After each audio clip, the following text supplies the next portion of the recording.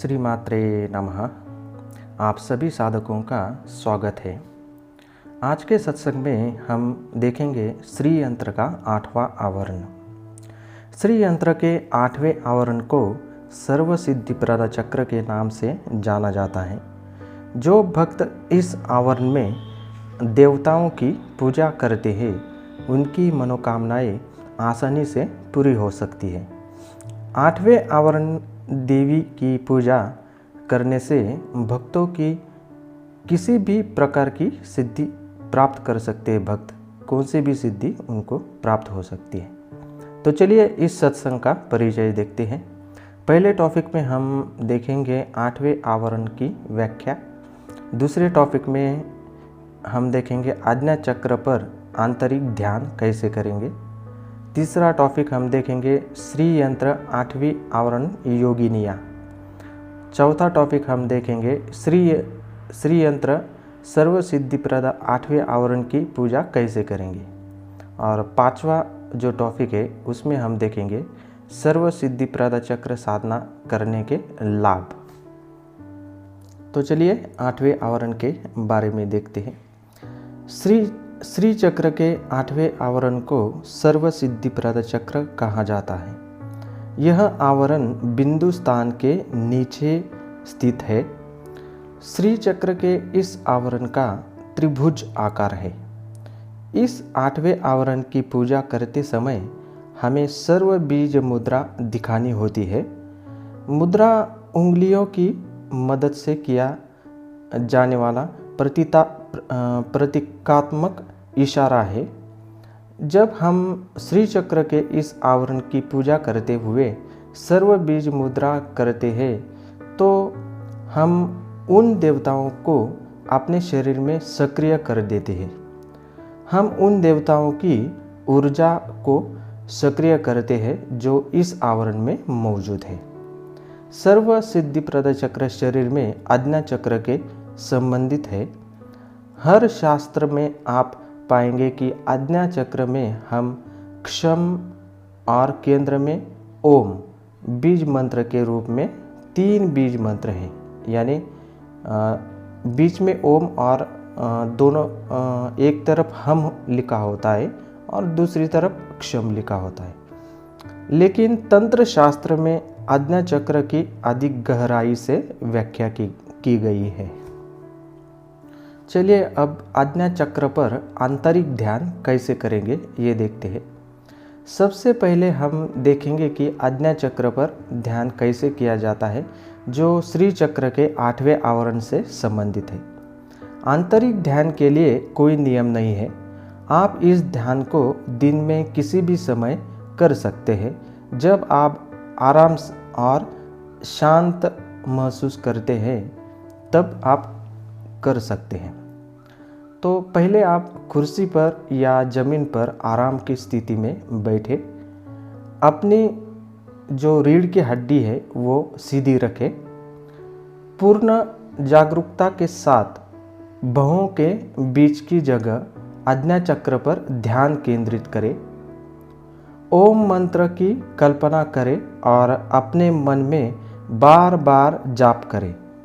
देखें कि मंत्र की तरंगें या ओम द्वारा निर्मित कंपन नीले रंग की है और आपके पूरे शरीर में फैल रही है। यानी पूरा नीला जो कलर है वो आपके शरीर में पूरी तरह से फैल रहा है। ऐसा आप इमेजिन करिए जब आप ओमकार का ध्यान करते हैं। इस बात से अवगत रहे कि मन में कोई तत्व नहीं है बल्कि वह स्रोत है जिससे आंतरिक वायु, अग्नि, जल और पृथ्वी निकलती है। इस बात से अवगत रहे कि यह स्थान, यह मन स्वयं कोई कार्य नहीं करता है लेकिन सभी कर्मेंद्रियों की वाणी, धारण, गति, प्रजनन और उन्मूलन की प्रेरक शक्ति है। यानी ओमकार ही ये सब कुछ कर रहा है। ऐसा सोचकर आपको ओमकार का ध्यान करना है और कुछ भी सोचना नहीं है। ध्यान करते समय यह सोचे कि सुनने, छूने, देखने, चखने और सूंघने से आने वाली सभी सूचनाओं को का प्राप्त करता वही है, यानी ओमकार ही है। चाहे इस इनपुट का स्रोत बाहरी दुनिया से हो, भौतिक उपकरणों के माध्यम से आ रहा हो, या यादों या सूक्ष्म अनुभव की आंतरिक दुनिया से आ रहा हो, यानी विचार कहाँ से भी आ रहे हो, आपको सिर्फ ये सोचना है कि सब कुछ ओमकार ही है और आप ओमकार का ही जाप कर रहे हो। आपके मन में कई इंद्रियां, छवियां आ सकती है और चली जाती है, लेकिन आपको उन्हें अनदेखा करना होगा, क्योंकि ध्यान सभी इंद्रियों से परे जाने में, आज्ञा चक्र और ओम के कंपन में है। प्रतिदिन कम से कम 20 मिनट का ध्यान आपको अपने आज्ञा चक्र को सक्रिय करने में मदद करेगा।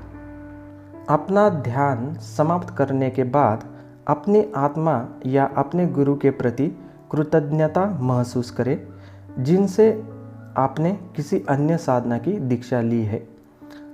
आइए अब देखते हैं कि आज्ञा चक्र और 8वें आवरण में मौजूद विभिन्न देवताओं द्वारा श्री यंत्र की पूजा कैसे की जाती है। यहाँ दिया गया विवरण देवी खड्गमाला स्तोत्र के अनुसार है। आइए अब उन देवताओं को देखें जो 8वें आवरण पर शासन करते हैं। तो पहली देवता है बानिनी।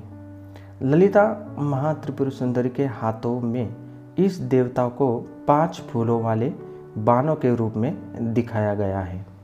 यह ध्वनि, स्पर्श, रूप, स्वाद, गंध, इन 5 इंद्रियों का प्रतिनिधित्व करती है। चापिनी, इस देवता को गन्ना धनुष के रूप में दिखाया गया है। यह मन का प्रतिनिधित्व करता है, जो जीवन की मीठी चीज़ों को पसंद करता है। पाशिनी, इस देवता को 5 के रूप में दिखाया गया है, एक प्रकार की रस्सी जैसे हथियार। यह प्रेम की आकर्षक शक्ति है। अंकुशिनी, इस देवता को अंकुश के रूप में दिखाया गया है, जो एक हाथी को नियंत्रित करने वाला हथियार है। यह बुराई को नियंत्रित करने की प्रतिकारक शक्ति है। महाकामेश्वरी, यह देवी माँ त्रिपुर सुंदरी का रूप है, जो आपकी सभी मनोकामनाओं को पूर्ण करती है।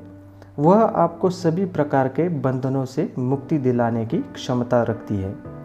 महावज्रेश्वरी, यह माँ ललिता का रूप है, जो आपको अपने जीवन में सभी बुराइयों को नष्ट करने की क्षमता प्रदान करती है। महाभगमालिनी, यह माँ ललिता का रूप है, जो तीनों लोकों को आकर्षित करने की शक्ति का आशीर्वाद देती है। सर्व सिद्धिप्रद चक्र स्वामिनी, अति रहस्य योगिनी, यह बोध का चक्र है और वह सबसे गुप्त योगिनी है। त्रिपुरांबिका इस सिद्धिप्रद चक्र के मुख्य देवता है, इसलिए उन्हें चक्र स्वामी कहा जाता है। त्रिपुरांबिका ललिता महात्रिपुर सुंदरी का अलग रूप है। अब देखते हैं श्री यंत्र 8वें आवरण की पूजा कैसे करें। सबसे पहले अपने आप को और ध्यान कक्ष को साफ करें। अपना मुख उत्तर या पूर्व दिशा की ओर करें। माता ललिता का फोटो और श्री यंत्र अपने सामने रखें। यदि आपके पास मेरु श्री यंत्र नहीं है तो आप पूजा के लिए श्री यंत्र की छवि का उपयोग कर सकते हैं।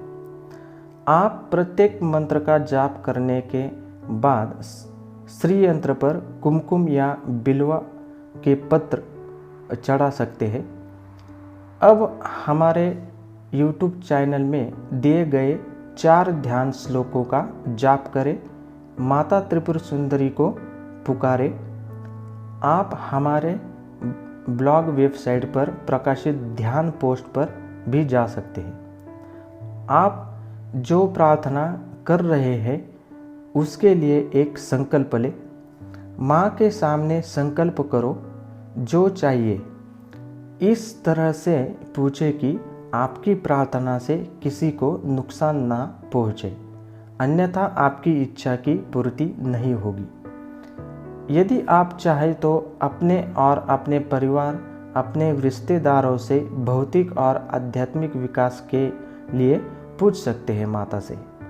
एक बार में केवल एक ही संकल्प करें। कम से कम 21 दिन या 40 दिन तक यही संकल्प करते रहें और इस भौतिक संसार में अपने फल के प्रकट होने की प्रतीक्षा करें। तो अब 8वें आवरण देवी मंत्रों का जाप इस प्रकार करें और याद रखिएगा, हर एक नाम 9 बार आपको जाप करना है। तो मंत्र इस प्रकार है। ओम ऐं ह्रीं श्रीं वाणिनीये नमः। इस मंत्र का 9 बार आपको जाप करना है। दूसरे देवता है ओम ऐं ह्रीं श्रीं चापिनीये नमः। इसका भी 9 बार आप जाप करें। इसी तरह से बाद के जो मंत्र आने वाले हैं वो आप 9 बार या 108 बार किए तो भी चलेगा। ओम ऐं ह्रीं श्रीं पाशिनीये नमः। ओम ऐं ह्रीं श्रीं अंकुशिनीये नमः। ओम ऐं ह्रीं श्रीं महाकामेश्वर्यै नमः। ओम ऐं ह्रीं श्रीं महावज्रेश्वर्यै नमः। ओम ऐं ह्रीं श्रीं महाभगमालिनीयै नमः। ओम ऐं ह्रीं श्रीं सर्वसिद्धिप्रदचक्रस्वामिनी अतिरहस्ययोगिनी त्रिपुराम्बिकायै नमः। इस तरह से सारे मंत्र आपको जाप करने हैं और श्री यंत्र के ऊपर कुमकुम चढ़ाए या बेलपत्र चढ़ाए। तो प्रक्रिया पूरी करने के बाद आप माता के चरणों में कृतज्ञता ज्ञापित कर सकते हैं। अब देखते हैं कि साधना करने से आपको क्या लाभ हो गए। यहाँ दिए गए लाभ वे लाभ हैं जो केवल श्री विद्या साधकों को प्राप्त होते हैं, लेकिन मेरे अनुभव के अनुसार आप निश्चित रूप से अपनी नियमित दैनिक जीवन की इच्छाओं को कुछ प्रतिशत में पूरा करेंगे जब आप साधना करेंगे, जैसा कि पहले बताया गया है। यहाँ दिए गए सभी लाभों को प्राप्त करने के लिए आपको श्री विद्या और श्री यंत्र की दीक्षा लेनी चाहिए। आइए अब जानते हैं इसके फायदों के बारे में। सबसे पहला लाभ जो आपको मिलता है वह है दिव्य माता ललिता की कृपा। 8वें आवरण में उपस्थित सभी देवताओं की कृपा आपको प्राप्त होगी। इस साधना को करने से आपका आज्ञा चक्र सक्रिय हो जाता है। इस साधना को करने से किसी भी प्रकार की मनोकामना पूर्ण हो सकती है। आपको सभी 5 इंद्रियों की शक्ति मिलेगी। आप उन्हें नियंत्रित करने और अपनी इच्छा अनुसार उनका उपयोग करने में सक्षम होंगे। दिव्य ध्वनि, दिव्य गंध, दिव्य स्पर्श, दिव्य लोक आपको दिखाई देंगे। मन पर आपका नियंत्रण रहेगा। आप में आकर्षण शक्ति होगी। कोई भी दुष्ट प्राणी आपके पास नहीं रुक सकता, क्योंकि आप 8वें आवरण देवताओं से घिरे हुए हैं, यानी उनका प्रोटेक्शन आपको प्राप्त है। इस ब्रह्मांड में मौजूद कई गुप्त बातें आपको पता होगी। तो ये थे कुछ लाभ। जैसा कि नाम से पता चलता है, सर्व सिद्धिप्रद चक्र यह गुप्त चक्र है जो किसी भी प्रकार की सिद्धि देने की क्षमता रखता है। यह अति रहस्य योगिनियाँ है, इसलिए इस चक्र के रहस्य को कोई तब तक नहीं समझ सकता जब तक कि माता ललिता की आप पर पूर्ण कृपा न हो। ये थे श्री यंत्र के 8वें आवरण के कुछ विवरण। श्री यंत्र के अगले सत्संग में हम श्री यंत्र का 7वां आवरण देखेंगे। तो आप सभी साधकों का धन्यवाद। श्री मात्रे नमः, श्री मात्रे नमः, श्री मात्रे नमः।